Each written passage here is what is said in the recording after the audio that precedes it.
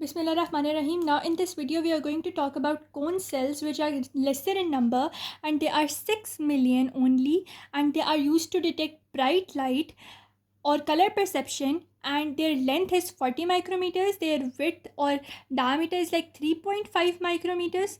Like the rod cells, they also have an inner segment, they also have an outer segment, they have a cell body, and the outer and inner segment, they are connected to each other by a modified cilium like that. When we come to this diagram over here, we can see the cone cells. They have an outer segment similar to the rod cells. Then they have this is the outer segment, then this is the inner segment, which is having cytoplasm and their organelles. Then we have the outer cone fiber.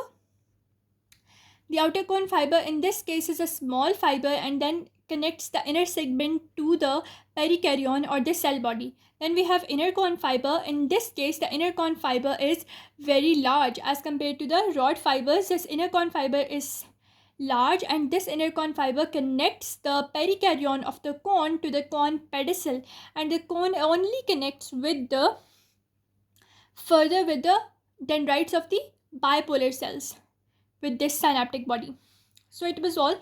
Now we will look at the layers. Outer segment, as we know, it has transverse membranous discs, and these discs, they are like attached to the membrane of the rod cell. They are infiltrating of the plasma lemma, and they are also slawed off at their distal end by the retinal pigment epithelium cell, and the phagocytic activity of the retinal pigment epithelial cells, but they are not slawed off as frequently as compared to the rod cells.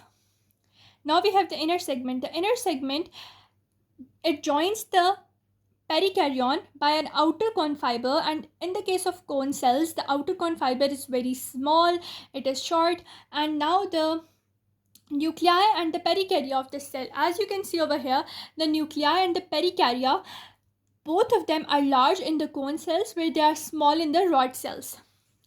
Then we have the inner cone fiber. The axonal process of a cone cell, which is mainly the inner cone fiber and then the synaptic body or the cone pedicel, it synapses with the dendrites of the bipolar cells, as I told you, and mainly these outer segment, these infoldings of the plasma lemma in the outer segment, they have a large number of iodopsins. The iodopsins, they are concentrated over here, and there are 3 types of iodopsins. They also have the retinal as well as the aldehyde, which is the retinal is the aldehyde, and second thing that they have is the iodopsin protein, which is photopsin. And there can be 3 types of photopsins. One is red one, which is known as erythropsin, blue one, which is known as cyanopsin, and green one, which is known as chloropsin. And these opsins, which are part of the iodopsins, they then connect to the retinal or the 11 cis retinal of the iodopsin.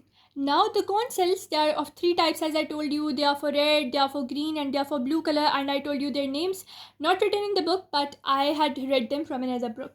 Now to look at them, that the 3 types of cone cells, they are morphologically very much similar, but functionally they are different to detect different types of light and their color. And these morphologically different same type of the cone cells will detect the 3 different colors. They cannot be distinguished from each other under a microscope. With that, we come to an end of the photoreceptor cells, rods and cones.